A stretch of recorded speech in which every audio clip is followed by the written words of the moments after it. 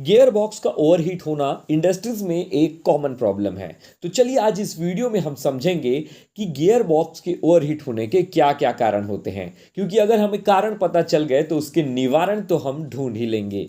तो चलिए इस वीडियो को स्टार्ट करते हैं गियर लगा के। तो चलिए अब जानते हैं कि गियर बॉक्स के ओवरहीट होने के क्या क्या रीजंस होते हैं। तो सबसे पहला रीजन है गियर बॉक्स में एक्सेस ऑयल लेवल फिल कर देना, यानी कि मोस्टली 90% केसेस में गियर बॉक्स के हीट होने का यही कारण होता है। अगर देखिए किसी भी गियर बॉक्स में ऑयल लेवल इंडिकेटर होता है, उस ऑयल लेवल इंडिकेटर में आपको बिल्कुल परफेक्ट ऑयल लेवल जो है वो फिल करना है। अगर आप उससे ज़्यादा ऑयल फिलअप करेंगे तो आपका गियर बॉक्स हीट होगा। अब इस बात को सुनने के बाद आपके माइंड में ज़रूर ये क्वेश्चन आया होगा कि अगर ऑयल ज़्यादा है तो फिर हीट क्यों हो रहा है, क्योंकि ल्यूब्रिकेशन तो अच्छे से होना चाहिए, ज़्यादा ऑयल है तो फिर। तो चलिए इसका आंसर मैं आपको बताता हूँ।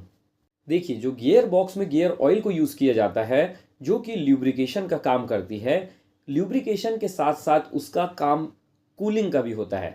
गियर्स के ऑपरेशन की वजह से, मैशिंग की वजह से जो भी हीट जनरेट होती है, उस हीट को एब्जॉर्ब करते हैं ये गियर ऑयल्स, ये ल्यूब्रिकेंट्स। तो उस हीट को ये एब्जॉर्ब करता है। तो क्योंकि अब आपके गियर बॉक्स में ज़्यादा क्वांटिटी में ऑयल फिलअप है, तो ज़्यादा क्वांटिटी का ऑयल जो है वो हीट होगा, यानी कि आपके गियर बॉक्स के अंदर हीट कंटेंट जो है वो बढ़ते जाएगा। आपको बहुत आसान तरीके से समझाता हूँ। मान लीजिए आपने एक कंटेनर लिया है, एक बर्तन लिया है जिसमें आपने ½ लीटर ऑयल लिया है। आधा लीटर ऑयल है जिसे आपने हीट किया है। एक टेम्परेचर पर हीट करने के बाद जब आप उसे छोड़ेंगे कूल होने के लिए, तो वो कूल होगा।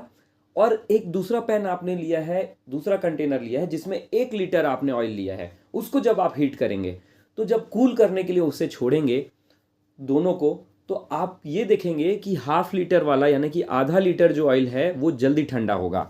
क्यों? क्योंकि उसमें हीट कंटेंट कम है। यहाँ पर ज़्यादा ऑयल है 1 लीटर वाले में, इसलिए उसे ज़्यादा समय लग रहा है। सेम यही चीज़ होगा आपके गियर बॉक्स के साथ ही। गियर बॉक्स में अगर ज़्यादा ऑयल होगा तो उसे कूल होने में भी ज़्यादा समय लगेगा। अब आपने देखा होगा गियर बॉक्स में फिन्स लगे हुए होते हैं और पीछे में फ़ैन भी लगा हुआ होता है, जिसकी वजह से उसे वो कूल करता है। पर क्योंकि यहाँ पर ऑयल की क्वांटिटी ज़्यादा है तो वो कूलिंग प्रॉपर नहीं हो पाएगी, जिसकी वजह से आपके गियर बॉक्स का टेम्परेचर धीरे धीरे धीरे धीरे बढ़ता जाएगा। तो ये तो हो गया पहला रीज़न। अब बात करते हैं दूसरे रीज़न की, जो कि है इसका ठीक उल्टा। जी हाँ, अगर आपके गियर बॉक्स में ऑयल लेवल जो है वो बहुत कम होगा, यानी कि लेवल से कम अगर ऑयल आपने फिल किया है गियर बॉक्स में, तो भी आपके गियर बॉक्स जो है वो हीट होंगे। कैसे? क्योंकि देखिए गियर बॉक्स में जो ल्यूब्रिकेंट्स है उसका काम है ल्यूब्रिकेशन करना, साथ में कूलिंग करना।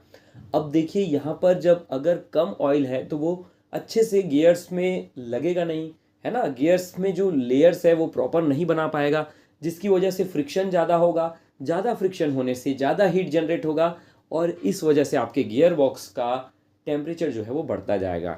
ये हो गए 2 रीज़न। इसके अलावा रीज़न्स हैं जो कूलिंग सिस्टम है हमारे गियर बॉक्स की।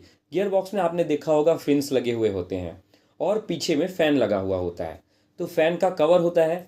अगर आपका गियर बॉक्स जो है वो डस्टी एटमॉस्फेयर में है ना, तो क्या होता है, ये आपके फिन्स के ऊपर में एक लेयर बना जा देता है। परत एक डस्ट की जो है उन फिन्स के ऊपर चढ़ जाती है, जिसकी वजह से एटमॉस्फेयर में जो हीट लॉस होना चाहिए और जो गियर बॉक्स की कूलिंग होनी चाहिए वो नहीं हो पाती है।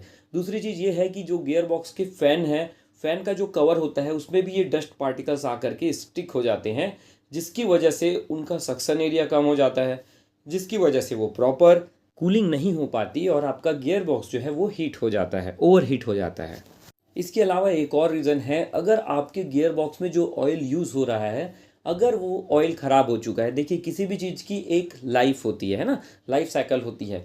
अगर आपके गियर बॉक्स में जो आपने ऑयल टॉपअप किया है उसमें उसकी लाइफ कंप्लीट हो चुकी है, एक समय के बाद उसे रिप्लेस करना ज़रूरी होता है, यानी कि पुराने ऑयल को आपको ड्रेन आउट कर देना है और नए ऑयल को आपको वहाँ पर फिलअप करना है। एक समय के बाद में क्या होती है, आपके लुब्रिकेटिंग ऑयल की विस्कोसिटी धीरे धीरे धीरे धीरे डिक्रीज़ होती जाती है और डिक्रीज़ होने की वजह से फिर वो अपना फंक्शन जो है उसका लुब्रिकेशन वो परफॉर्म नहीं कर पाती और इसी वजह से गियर बॉक्स आपका ओवरहीट होने लगता है। तो ये थे कुछ कॉमन रीजंस जिसकी वजह से आपके गियर बॉक्स जो है वो ओवरहीट होते हैं, यानी कि गियर बॉक्स में ओवरहीटिंग की प्रॉब्लम आती है।